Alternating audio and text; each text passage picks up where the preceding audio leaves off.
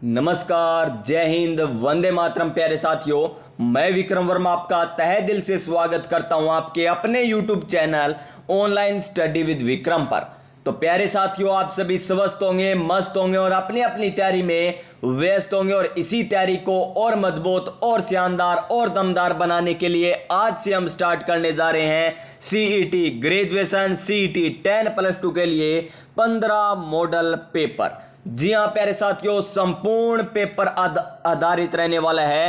वो चाहे राजस्थान जीके हो, वो चाहे इंडिया जीके हो, करंट जीके हो, यानी करंट जीके में किस प्रकार क्वेश्चन पूछे जाएंगे, राजस्थान के भूगोल में किस प्रकार आएंगे, राजस्थान के इतिहास में, कला संस्कृति में, अर्थव्यवस्था में, और भारत के भूगोल से किस प्रकार क्वेश्चन पूछे जाएंगे, भारत के इतिहास से किस प्रकार क्वेश्चन आएंगे, वर्तमान में क्या ट्रेंड चल रहा है उसके अनुसार क्वेश्चन करने वाले हैं। यानी इन 15 मॉडल पेपर को आप लगा लीजिएगा। सीईटी ग्रेजुएशन हो, वो चाहे सीईटी 10+2 हो, आपके 60% नंबर आएंगे प्यारे साथियों। कितने में से आपको पता ही होगा कितने नंबर का होता है आपका, तो 150 क्वेश्चन आएंगे।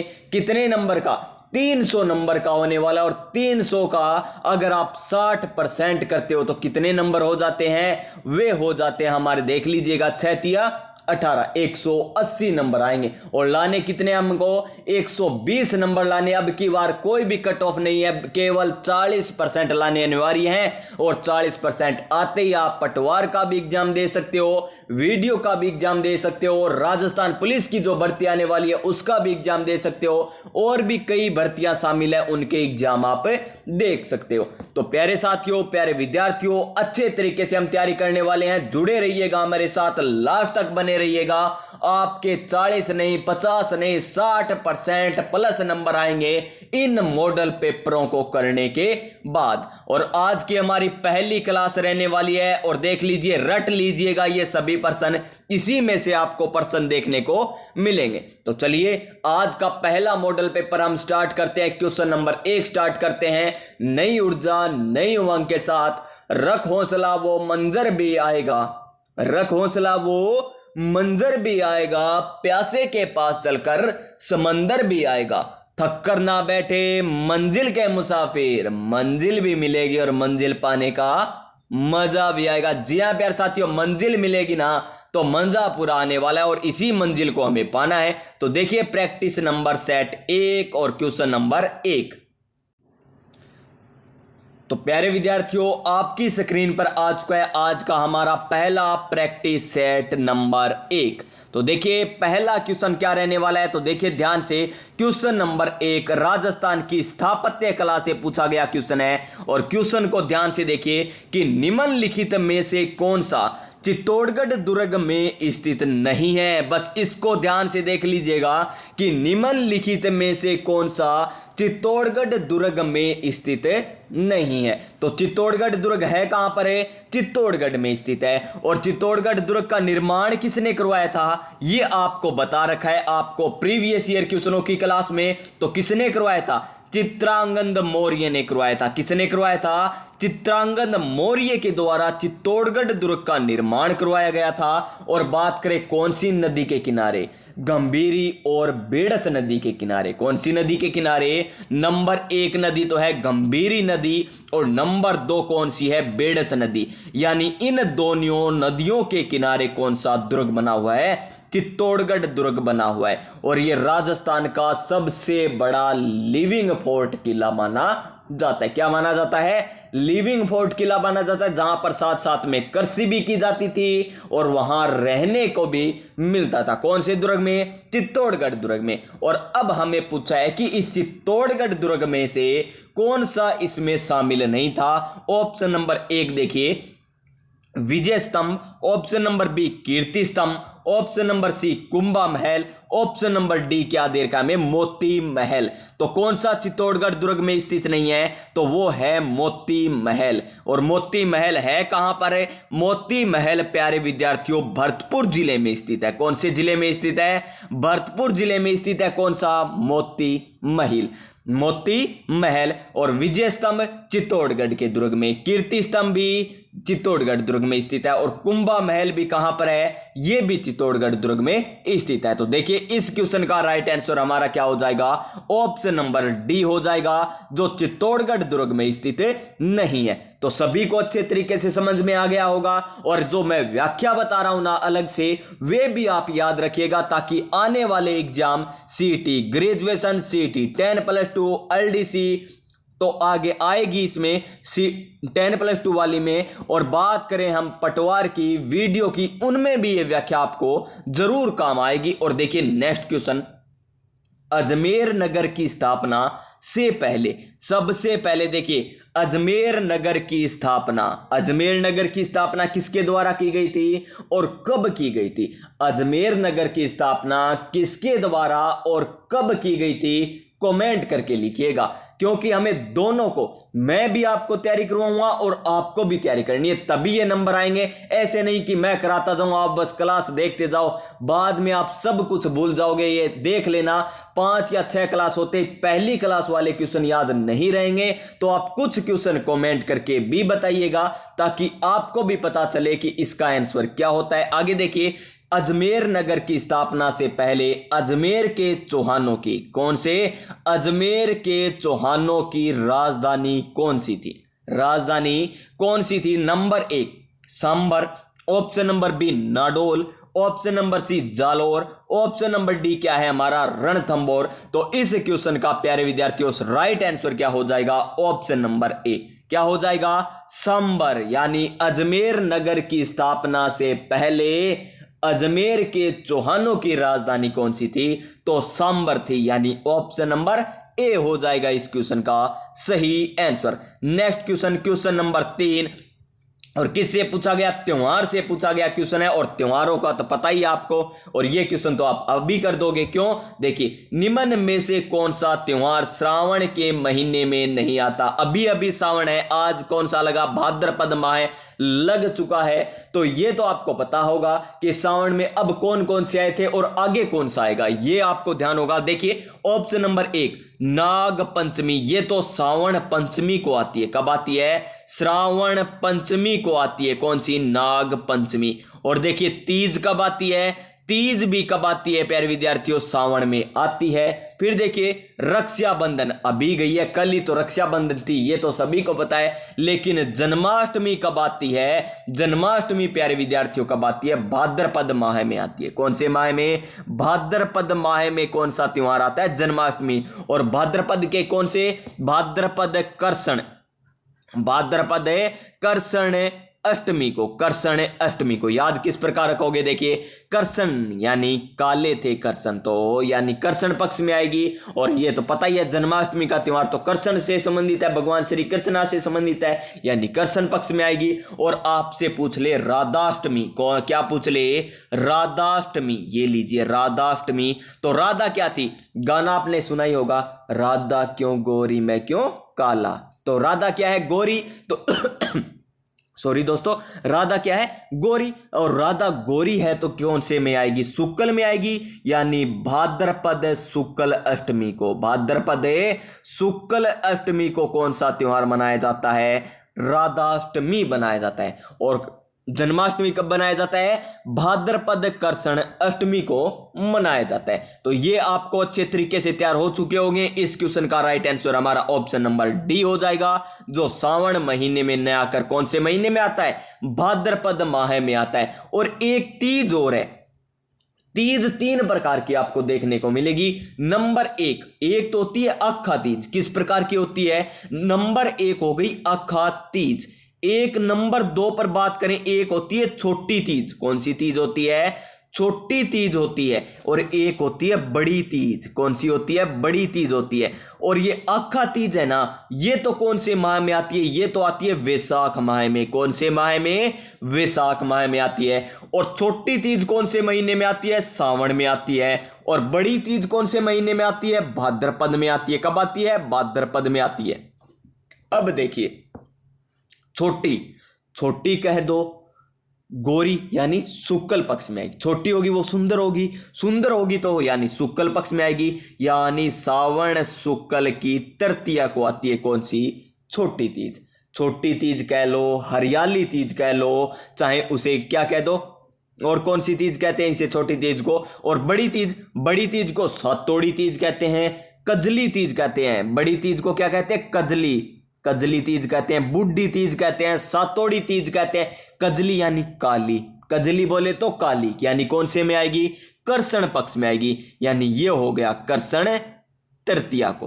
भाद्रपद कृष्ण तृतीया को तो बड़ी तीज, सातोड़ी तीज, कजली तीज आती है, और भाद्रपद शुक्ल तृतीया को छोटी तीज आती है। और अखा तीज का त्योहार कब आता है, वैशाख तृतीया को आता है। और इस दिन बीकानेर जिले की स्थापना हुई थी। कौन से, बीकानेर की स्थापना हुई थी। और इसी दिन सर्वाधिक क्या होते हैं, बाल विवाह होते हैं। क्या होते हैं प्यारे विद्यार्थियों, बाल विवाह सर्वाधिक इसी दिन होते हैं। तो ये व्याख्या याद रखिएगा। तो क्वेश्चन नंबर 4 पर हम चलते हैं। क्वेश्चन नंबर 4 हमारा क्या है, 1857 की क्रांति, यानी ये किससे संबंधित आ गया हमारा, ये आ गया हमारा राजस्थान के इतिहास से संबंधित। तो 1857 की क्रांति के समय जोधपुर के महाराजा कौन थे। सबसे पहले बात आई हमारी 1857 की क्रांति। तो 1857 की क्रांति कब प्रारंभ हुई थी प्यारे विद्यार्थियों, तो 28 मई 1857 को, 28 मई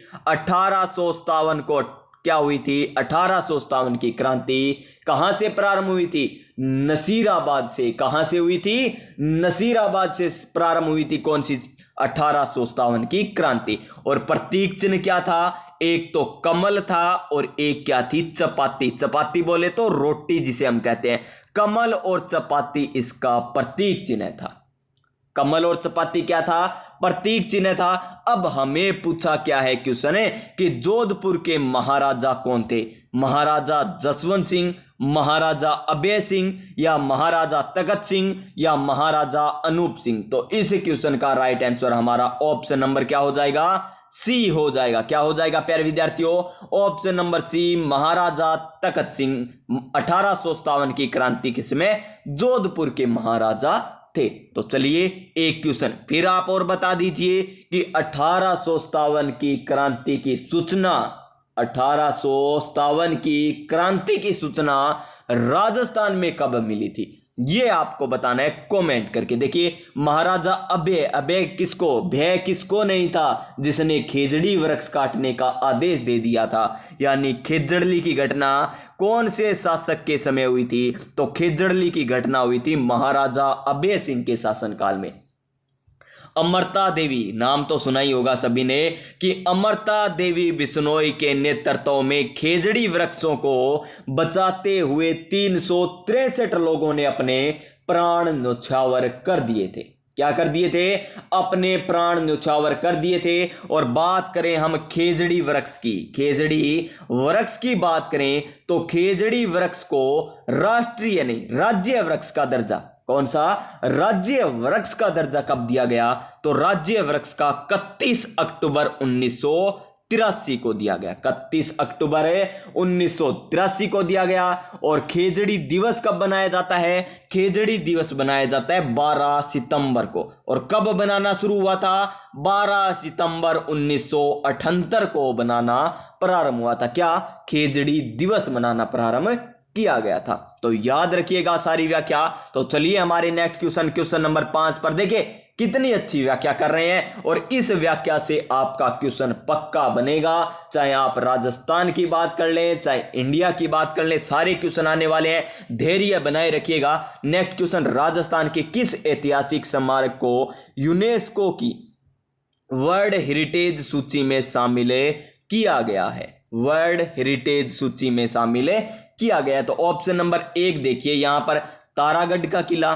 तो किलों की बात करें तो राजस्थान के कितने किले हैं, तो राजस्थान के प्यारे विद्यार्थियों कितने, 6 किले हैं। और कौन कौन से हैं, चीकू, कौन कौन से, चीकू, गाजर, चीकू, गाजर, आम, चीकू, गाजर, आम, ये 6 किले हैं जो विश्व धरोहर सूची में शामिल है यूनेस्को की। यानी ची से चित्तौड़गढ़ का किला, कू से कुंभलगढ़ का किला, गा से गागरोन का किला, जय से जैसलमेर का किला, रे से रणथंभौर का किला, और आम से आमेर का किला। ये तो 6 किले शामिल है। और कौन सा है, 2010 में किसे शामिल किया गया था, कालबेलिया नृत्य को भी शामिल किया गया था। कालबेलिया नृत्य को शामिल किया गया था। और देखिए, और किसको? जंतर मंतर वेधशाला को भी शामिल किया गया। किसको? जंतर मंतर वेधशाला को यूनेस्को की वर्ल्ड हेरिटेज सूची में भी शामिल किया गया था। और कब किया गया था इसको, यह भी कमेंट करके बताइएगा प्यारे साथियों कि जंतर मंतर वेधशाला को वर्ल्ड हेरिटेज सूची में कब शामिल किया गया था। तो इसका तो सही आंसर हमारा ऑप्शन नंबर बी हो जाएगा। और ये याद रखिए, 6 दुर्ग कौन कौन से हैं? चिक्कू, गाजर, आम और कालबेलिया नृत्य 2010 और जंतर मंतर वेधशाला। मैं इतने आपसे क्वेश्चन क्यों पूछ रहा हूं? ताकि आपको भी याद हो। कमेंट करोगे ना तो आपको याद रहेगा कि जंतर मंतर वेधशाला डैश लगाकर लिखोगे, 2005 या 2006, 2007 कुछ भी लिखोगे ना, वो आपको रहेगा याद। इसलिए मैं कह रहा हूं कमेंट करके लिखिएगा। तो जरूर लिखिए कमेंट करके जितने भी क्वेश्चन पूछे जा रहे हैं। क्वेश्चन नंबर 6 देखिए, लांगुरिया राजस्थान के किस मेले से संबंधित है?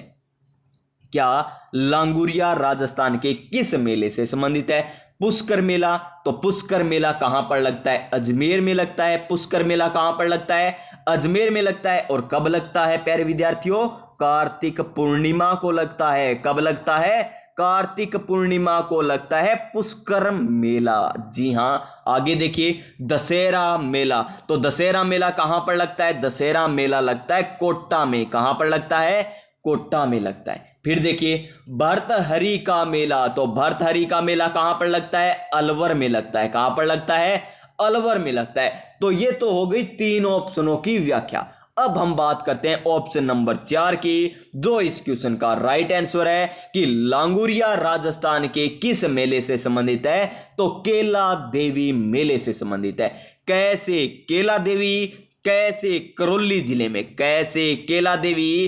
कैसे करौली जिले में? कैसे काली सिंध नदी के किनारे? कैसे काली सिंध नदी के किनारे इनका मेला लगता है। किनका लगता है? केला देवी का मेला लगता है। और इनकी आराधना में कौन सा नृत्य किया जाता है? तो लांगुरिया नृत्य इनकी आराधना में किया जाता है। याद रखिएगा, कैसे करौली, कैसे केला देवी, कैसे काली सिंध नदी के किनारे लांगुरिया नृत्य केला देवी की आराधना में किया जाता है। तो ऑप्शन नंबर क्या हो जाएगा इस क्वेश्चन का right answer? Option number D हो जाएगा। क्या हो जाएगा? Option number D. Next question, question number 7, Rajasthan का कौन सा जिला फड़ चित्रांकन के लिए प्रसिद्ध है? फड़ चित्रांकन के लिए कौन सा जिला प्रसिद्ध है? भीलवाड़ा, जयपुर, कोटा, प्रतापगढ़। तो शाहपुरा भीलवाड़ा की क्या प्रसिद्ध है? शाहपुरा भीलवाड़ा। शाहपुरा भीलवाड़ा का तो फड़ चित्रांकन ही प्रसिद्ध है, यानी ऑप्शन नंबर ए हो जाएगा इसका सही आंसर। जयपुर की क्या प्रसिद्ध है? श्रीमान जयपुर की तो बल्यू पोट्री प्रसिद्ध है। कौन सी? बल्यू पोट्री प्रसिद्ध है। प्रतापगढ़ की क्या प्रसिद्ध है? गुरुजी प्रतापगढ़ की तो थेवा कला प्रसिद्ध है। थेवा कला कहां की प्रसिद्ध है? प्रतापगढ़ की प्रसिद्ध है। और कोटा की क्या प्रसिद्ध है? कोटा डोरिया साड़ियां प्रसिद्ध है। साड़ियां, कोटा डोरिया की साड़ियां कहां की प्रसिद्ध है? ये कोटा की प्रसिद्ध है।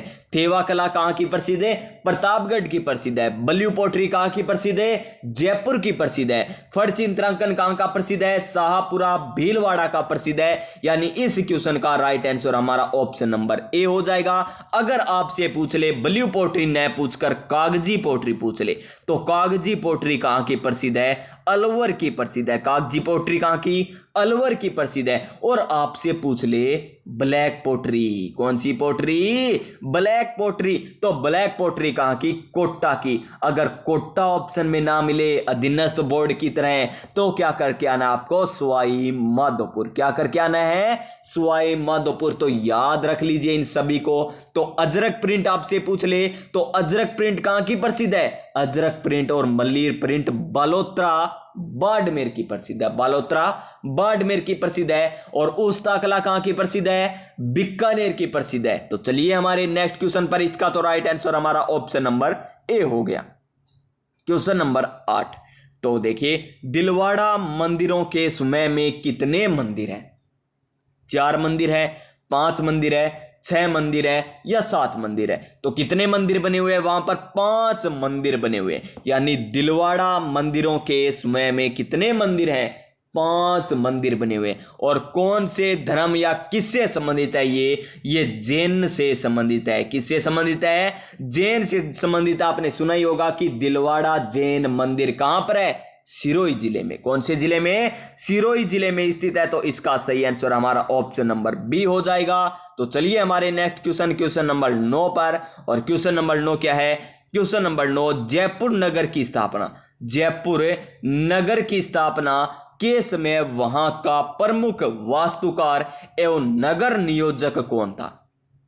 प्रमुख वास्तुकार और नगर नियोजक कौन था? और जो मैं आपसे क्वेश्चन पूछता हूं ना, मैं कहता हूं जो कमेंट करके बताइए। और जब आप उसका आंसर करोगे ना, तो मैं आपको वापस से रिप्लाई दूंगा कि इसका सही आंसर क्या है, ताकि आपको भी तैयार हो जाए ये क्वेश्चन है और मैं भी कभी ना भूलूं। प्यारे साथियों, हो जाता है क्या? मैं नहीं भूल सकता? भूल सकता हूं प्यारे साथियों, मैं भी आपकी तरह हूं। तो देखिए, हमें पूछा कि जयपुर नगर की स्थापना के समय वहां का प्रमुख वास्तुकार एवं नगर नियोजक कौन था? ये तो मैं बता दूंगा, लेकिन एक क्वेश्चन आपको बताना है कि जयपुर नगर की स्थापना किसके द्वारा की गई थी और कब की गई थी? जयपुर नगर की स्थापना कब व किसके द्वारा की गई थी? तो ये कर दीजिए आप कमेंट। और इसका आंसर मैं बता देता हूं। क्या मंडन मिश्र के द्वारा, विद्याधर भट्टाचार्य के द्वारा, या राजवल्लभ के द्वारा, या दीपक के द्वारा? तो किसके द्वारा की गई थी? विद्याधर भट्टाचार्य के द्वारा की गई थी। ऑप्शन नंबर बी हो जाएगा इसका सही आंसर। क्या हो जाएगा? Option number B. Next question क्या है हमारा? Question number 10। और 10 नंबर क्वेश्चन, गणेश्वर सभ्यता या गणेश्वर राजस्थान के किस जिले में स्थित है? तो गणेश्वर चूरू में है, या हनुमानगढ़ में है, या सीकर में, या झुंझुनू में? तो गणेश्वर कहां पर है? सीकर जिले में स्थित है। और कौन सी नदी के किनारे स्थित है? कांतली नदी के किनारे स्थित है। यह भी आपसे पूछा जा सकता है। और पूर्णतः कांतली नदी कौन सी नदी है? पूर्णतः राजस्थान में बहने वाली, पूर्णतः राजस्थान में बहने वाली आंतरिक प्रवाह की, कौन से प्रवाह की? आंतरिक प्रवाह की सबसे लंबी नदी है। और लंबाई कितनी? 100 किलोमीटर। कितनी? 100 किलोमीटर। याद रखिए कि पूर्णतः राजस्थान में बहने वाली आंतरिक प्रवाह की सबसे लंबी नदी कौन सी है? कांतली नदी है। कौन सी नदी? कांतली नदी। और इसके किनारे कौन सी सभ्यता? गणेश्वर सभ्यता स्थित है और सीकर जिले में स्थित है। ऑप्शन नंबर सी आ जाएगा। Next question number 11। और क्या है क्वेश्चन नंबर 11? निम्नलिखित में से किसे राजस्थान का कबीर के नाम से जाना जाता है? कबीर के नाम से किसे जाना जाता है? दादू दयाल जी को, पाबू जी को, गोगा जी को, या रामदेव जी को? तो रामदेव जी का अभी मेला आने वाला है भाद्रपद शुक्ल द्वितीया को। और देखिए, गोगा जी की बात करें तो भाद्रपद कृष्ण नवमी को मेला लगता है। तो आगे आने वाला है, अभी 8 दिन बाद आएगा गोगा जी का मेला। और ददरेवा में इनका जन्म हुआ था। गोगा मेड़ी नोहर हनुमानगढ़ में मेला लगता है। रामदेव जी का जन्म कहां पर हुआ था? उंडू काश्मीर बाड़मेर जिले में हुआ था। और इनका मेला कहां पर बढ़ता है? इनका मेला बढ़ता है रामदेवरा जैसलमेर में। और रामदेव पशु मेला कहां पर लगता है? नागौर में लगता है। कहां पर लगता है? नागौर में। और पाबू जी का मेला कहां पर लगता है? फलोदी जिले में लगता है। और दादू दयाल जी के द्वारा कौन सा संप्रदाय चलाया गया था? दादू संप्रदाय चलाया गया था, जिसकी कितनी शाखाएं थी? 5 शाखाएं थी। कौन से संप्रदाय की? दादू संप्रदाय की। और इन्हें ही क्या कहा जाता है? राजस्थान का कबीर। किन्हें कहा जाता है राजस्थान का कबीर? दादू दयाल जी को कहा जाता है। यानी ऑप्शन नंबर ए हो जाएगा इसका सही आंसर। क्या हो जाएगा? ऑप्शन नंबर ए हो जाएगा। तो चलिए प्यारे साथियों, अगर ये सारी व्याख्या अलग से करना चाहते हो ना आप, तो हमारे यहाँ पर चैनल पर प्ले लिस्ट बनी हुई है राजस्थान के भूगोल की, राजस्थान के इतिहास की, राजस्थान की कला संस्कृति की फुल व्याख्या सहित टॉपिक वाइज एक एक क्लास करके आपको समझाया गया है। क्लास लगा लीजिएगा, उससे बाहर तो एक भी क्वेश्चन नहीं आएगा आपका। चाहे आप प्रीवियस ईयर क्वेश्चन उठाकर देख लेना, चाहे कौन से भी उठाकर देख लेना, सारे वही क्वेश्चन है। इतने शानदार तरीके से करवाए गए हैं कि उनसे बाहर क्वेश्चन आएगा ही नहीं। Next question number 12। अकबर ने प्रताप को समझाने के लिए सर्वप्रथम किसे भेजा था? अकबर था ना, वो प्रताप को समझाने के लिए भेजता था कि तुम हमारी अधीनता स्वीकार कर लो, हम बहुत बड़े हैं। लेकिन महाराणा प्रताप कहाँ झुकने वाले थे प्यारे साथियों। उनके खिलाफ उन्होंने कितने ही संधि प्रस्तावक भेजे होंगे अकबर ने। देखिए कौन कौन से थे, जम्मा भट्टो, बस ये ट्रिक है, जम्मा भट्टो को भेजा। किसको भेजा, जम्मा भट्टो को भेजा, और बट्टा सा बिठाकर भेज दिया किसने, महाराणा प्रताप ने। तो देखिए जय से जलाल खां, मां से मान सिंह, बै से भगवंत दास, टो से टोडरमल। याद रखिए ये इनका क्रम है। सबसे पहले जलाल खां को भेजा, उसके बाद मान सिंह को भेजा गया, उसके बाद भगवंत दास को भेजा गया, उसके बाद टोडरमल को भेजा गया था। जम्मा भट्टो, जम्मा भट्टो 2-3 बार बोलिएगा, याद हो जाएगा क्या, जम्मा भट्टो। अकबर ने महाराणा प्रताप को अधीनता स्वीकार करने के लिए जम्मा भट्टो को भेजा। किनको भेजा, जम्मा भट्टो को भेजा।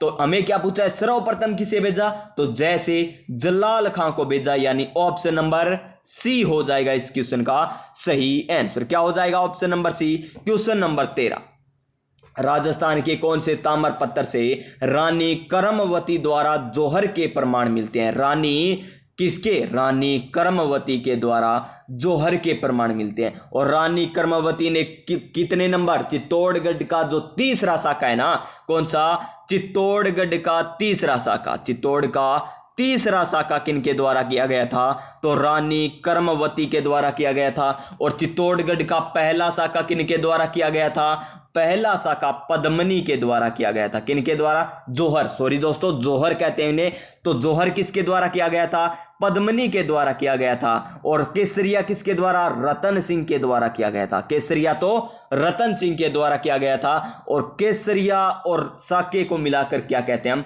केसरिया और जौहर को मिलाकर क्या कहते हैं, साका कहा जाता है। क्या कहा जाता है, साका कहा जाता है। साका किसे कहते हैं, जौहर और केसरिया अगर दोनों किए जाते हैं तो उसे साका कहते हैं। क्या कहते हैं, साका। जौहर तो कौन करती है, महिलाएं करती है। केसरिया धारण कौन करता है, पुरुष करता है, यानी राजा करेगा, रानी क्या करेगी, जौहर करेगी। और इन दोनों को मिलाकर क्या कह देते हैं, साका कह देते हैं। तो राजस्थान का नहीं, चित्तौड़गढ़ का पहला साका कौन सा था, जो 1303 में हुआ था। कब हुआ था, 1303 में।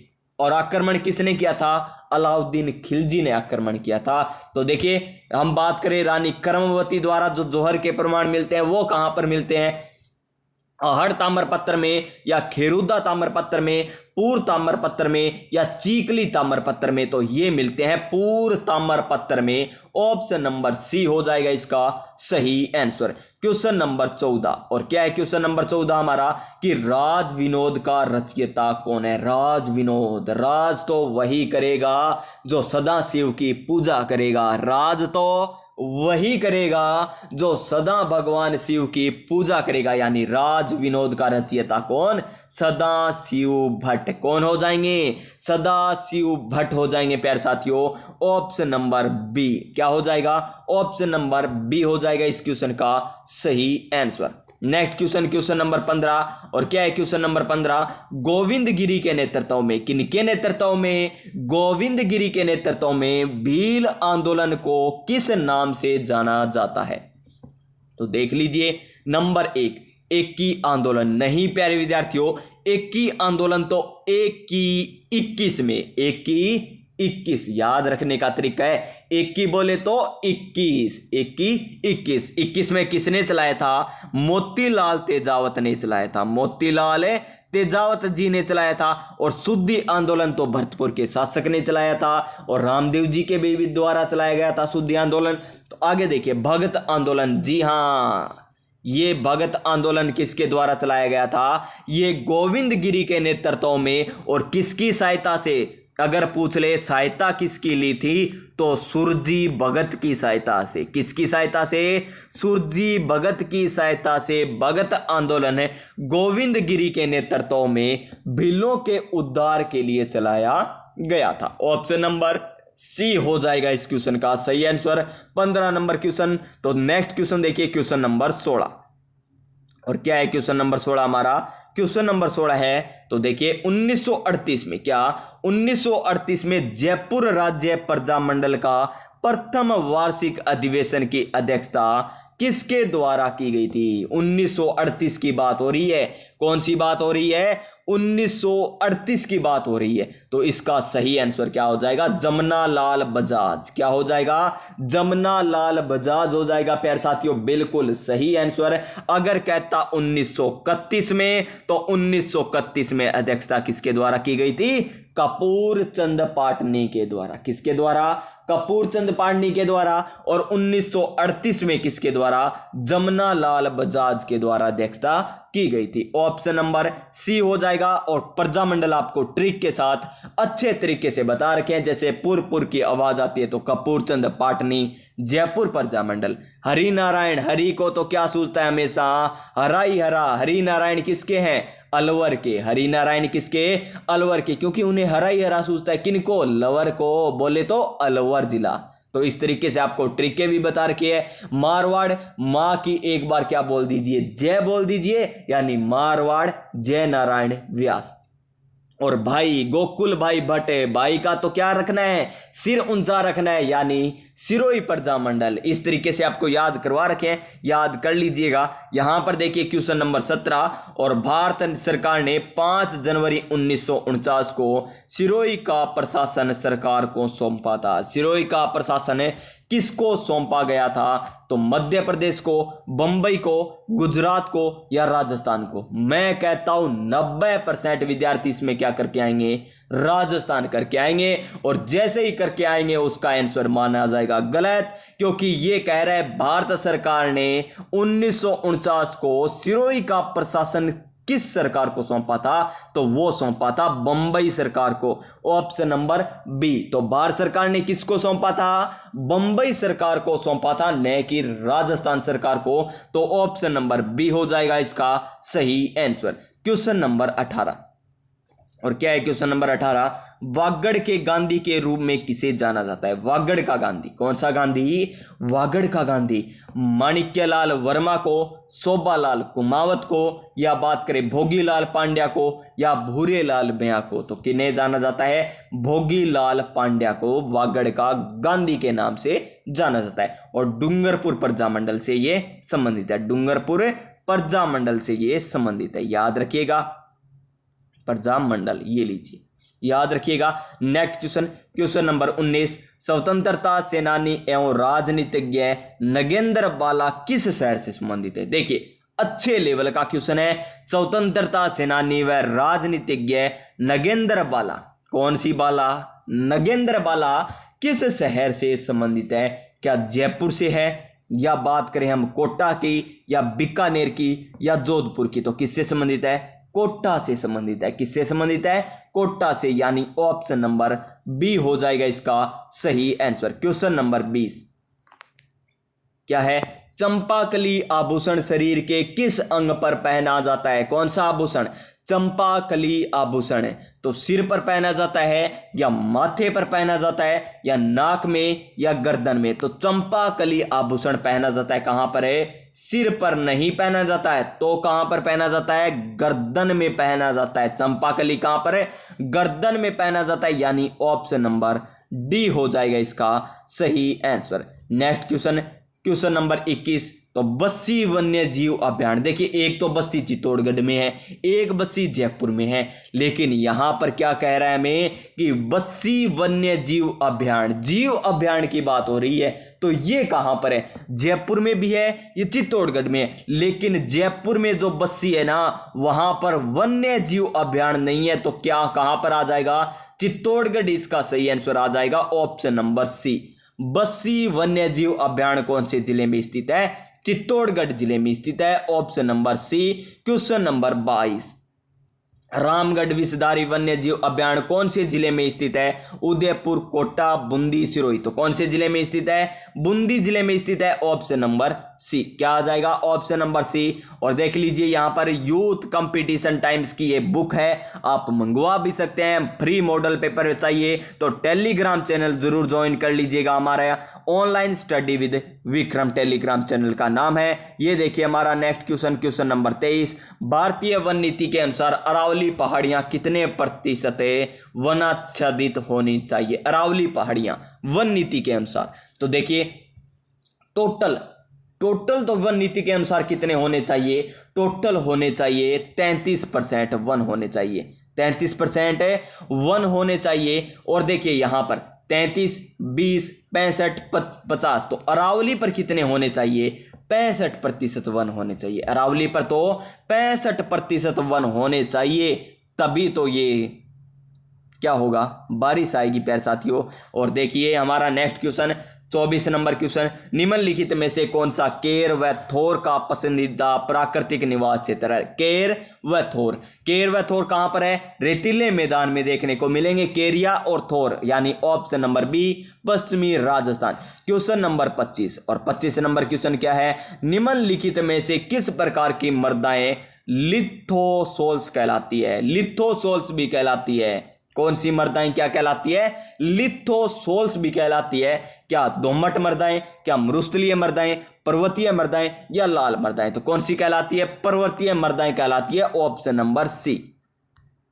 क्वेश्चन नंबर 26, निम्नलिखित में से कौन सा BSHW की जलवायु है। आपको पता ही होगा ये हमारा प्यारा सा राजस्थान हो जाता है इस प्रकार, ये लीजिए मानना है हमें ये राजस्थान हो गया। यहां पर तो कौन सा आ जाता है इतने में, BWHW, BWHW, उसके बाद क्या आ जाता है, यहां पर BSHW आ जाता है, यहां पर CWG आ जाता है, यहां पर AW, किसके अनुसार, कोपेन के अनुसार। ये भी आपको सारी व्याख्या करवा रखी है, जाकर देख लीजिएगा क्लासें, ये हमारे मॉडल पेपर है। तो BSW प्रकार की कहां पर पाई जाएगी, जालोर में, गंगानगर में, डूंगरपुर में या बीकानेर में। तो बीकानेर में तो BWHW है, गंगानगर में भी BWHW है, तो जालोर में, कौन से जिले में, जालोर में पाई जाएगी। तो इस क्वेश्चन का सही आंसर ऑप्शन नंबर ए हो जाएगा। क्या हो जाएगा, जालोर, बिल्कुल सही आंसर हो जाएगा। जहां पर कौन सी, BSHW, अस का क्या मतलब है,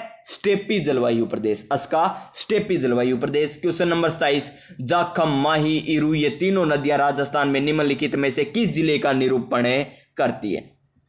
सोम, माही, जाखम, याद रखिएगा प्रतापगढ़ जिले का निरूपण करती है, ऑप्शन नंबर सी। ईरू, माही, जाखम प्रतापगढ़ जिले में है। नेक्स्ट क्वेश्चन, क्वेश्चन नंबर 28, थ्रानवेट वर्गीकरण के अनुसार निम्नलिखित में से कौन सा डूंगरपुर बांसवाड़ा की जलवायु दर्शाता है। डूंगरपुर और बांसवाड़ा की जलवायु कौन सा दर्शाता है, ये हमें बताना है। तो वो दर्शाता है CAW वाला, कौन सा, CAW वाला, ऑप्शन नंबर बी। मैप के साथ आपको अच्छे तरीके से समझा रखा है, तो समझ लीजिए जाकर। हमारी प्ले लिस्ट बनी हुई है राजस्थान के भूगोल की, राजस्थान के इतिहास की, राजस्थान की कला संस्कृति की।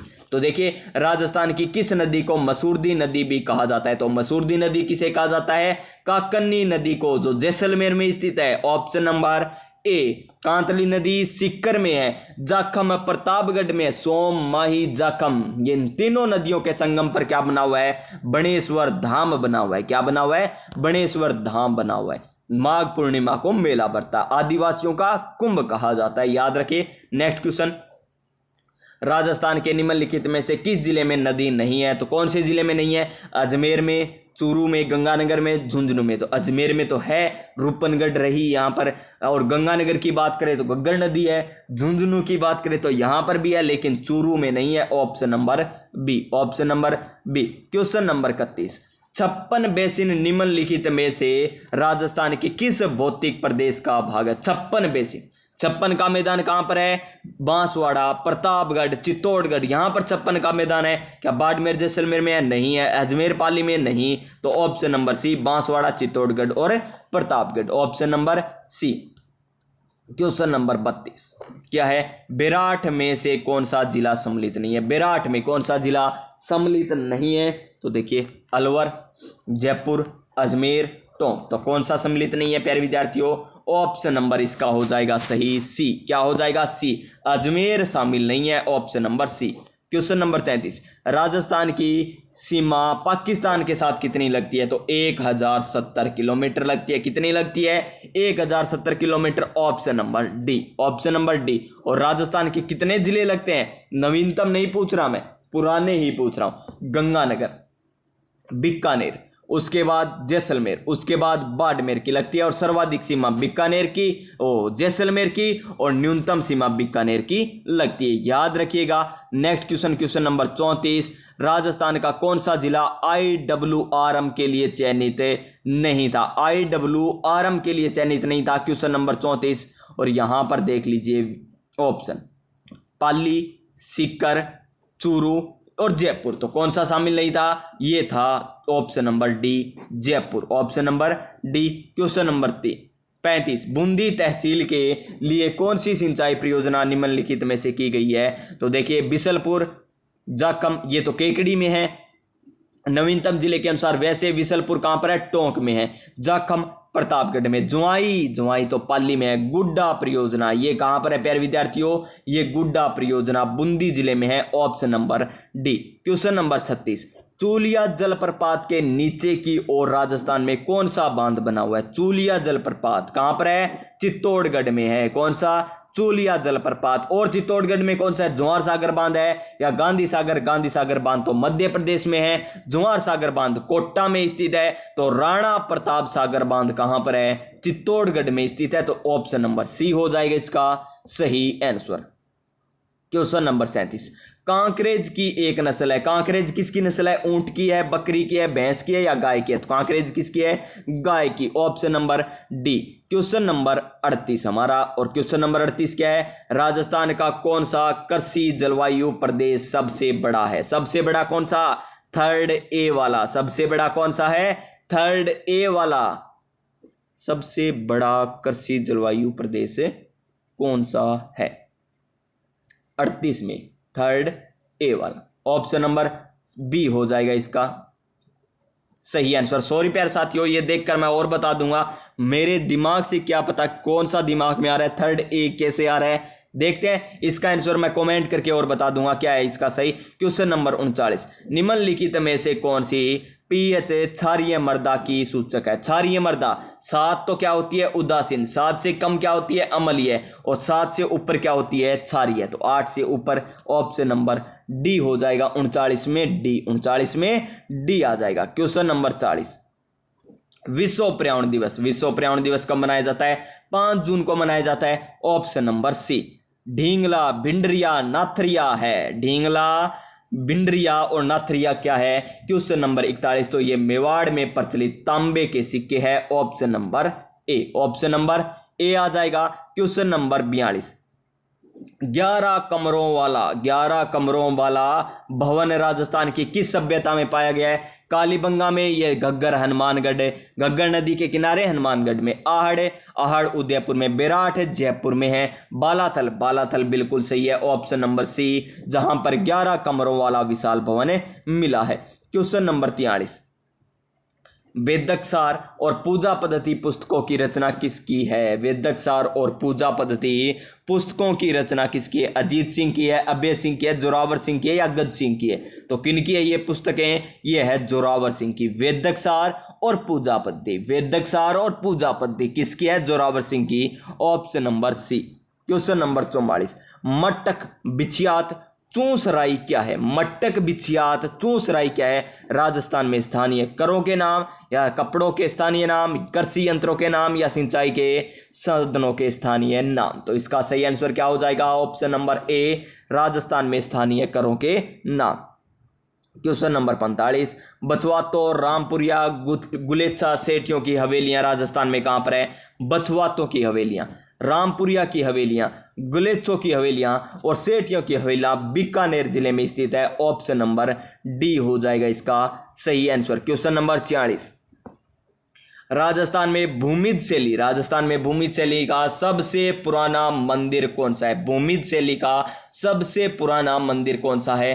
तो कौन सा है प्यारे साथियों? पाली जिले का जो सेवाड़ी जैन मंदिर है ना, कौन सा? सेवाड़ी जैन मंदिर जो पाली में स्थित है, वो भूमिज शैली का सबसे बड़ा, सबसे पुराना मंदिर है। Question number 47। संत जसनाथ जी के बारे में कौन सा कथन सही नहीं है? तो देख लेते हैं। इनका जन्म 1482 में बीकानेर के कतरियासर गांव में हुआ। बिल्कुल सही है। कतरियासर में इन्होंने 12 वर्ष तक साधना की थी। कतरियासर में नहीं की थी, गलत है। 1506 में इन्होंने कतरियासर में समाधि ली। बिल्कुल सही है। सिंधु दड़ा और कोड़ा नामक ग्रंथों की संग्रहित है। ठीक है, तो गलत कौन सा? ऑप्शन नंबर बी इस क्वेश्चन का राइट आंसर। Question number 48। श्रावक प्रतिक्रमण सूत्र चूर्णी नामक चित्रित ग्रंथ राजस्थान की किस शैली से संबंधित है? तो किससे है? मेवाड़ से। ऑप्शन नंबर बी, तेज सिंह के शासनकाल में रचा गया था। और किसके द्वारा रचना की गई थी? कमेंट करके बताइए रचना किसके द्वारा की गई थी। नेक्स्ट क्वेश्चन, क्वेश्चन नंबर 49, हमें क्या करना है कि सुमलित नहीं है वो बताना है। कौन सा सुमलित नहीं है? तो देखिए, एक तरफ रचनाकार है, दूसरी तरफ रचना है। तो मतीराम, ललित ललाम, ठीक है। नर हरिदास, अवतार चरित्र, बिल्कुल सही है। दयाबाई, दया बहुत सही है। सोमनाथ, सुजान चरित्र, गलत देर का है, तो इसका सही आंसर क्या आ जाएगा? ऑप्शन नंबर डी, जो सुमलित नहीं है, ऑप्शन नंबर डी। बाकी तीनों क्या है? सुमलित। और आज का हमारा अंतिम क्वेश्चन रहने वाला है, आगे हम कल की क्लास में करेंगे। 3 दिन चलेगा हमारा एक मॉडल पेपर, 50 क्वेश्चन, 50 क्वेश्चन, फिर 50 क्वेश्चन, 150 क्वेश्चन आते हैं। अच्छे तरीके से आराम से करेंगे। तो 15 मॉडल पेपर करने वाले हैं। जल झूलनी एकादशी त्योहार राजस्थान में कब मनाया जाता है? जल झूलनी एकादशी क्या आश्विन शुक्ल एकादशी को, कार्तिक शुक्ल एकादशी को, भाद्रपद शुक्ल एकादशी को, या श्रावण शुक्ल एकादशी को? तो ये मनाया जाता है भाद्रपद शुक्ल एकादशी। ऑप्शन नंबर सी क्या हो जाएगा? ऑप्शन नंबर सी हो जाएगा इस क्वेश्चन का सही आंसर। और इतने ही क्वेश्चन मैं क्यों करवा रहा हूं? अगर मैं आपको 150 के 150 क्वेश्चन करवाऊं ना, तो लगेंगे कितने? 2 घंटे लगेंगे कम से कम। और 2 घंटे की क्लास आपसे नहीं लगाई जाएगी। आप 1 घंटे की लगाकर बंद कर दोगे, उसके बाद क्या करोगे? याद कर लोगे 2 गुना स्पीड, या 2 गुना ना करोगे, 2 गुना तो अब भी करके पढ़ते होंगे। अगर 2 गुना ना करोगे ना, तो 1.25 घंटा की क्लास लगा के छोड़ दोगे, फिर अगला मॉडल पेपर करने लगोगे। कंटिन्यू नहीं रहेंगे आप, सारे के सारे क्वेश्चन नहीं कर पाओगे। और इतने मिनट की क्लास आप अच्छे तरीके से देख सकते हो, और व्याख्या सहित आपको बताई जा रही है। लगा लीजिए सीईटी ग्रेजुएशन, सीईटी 10+2, पटवार, ग्राम सेवक, सभी के लिए मोस्ट इंपॉर्टेंट है। लगा लीजिएगा ये क्लास, अच्छे नंबर जरूर आएंगे, मैं ये दावे के साथ कह सकता हूं। तो प्यारे साथियों, प्यारे विद्यार्थियों, आप सभी स्वस्थ रहिएगा, मस्त रहिएगा, अपनी अपनी तैयारी में व्यस्त रहिएगा। मिलेंगे हम नई ऊर्जा, नई उमंग के साथ नेक्स्ट क्लास में। और टेलीग्राम चैनल ज्वाइन जरूर कर लीजिएगा। जय हिंद, जय भारत।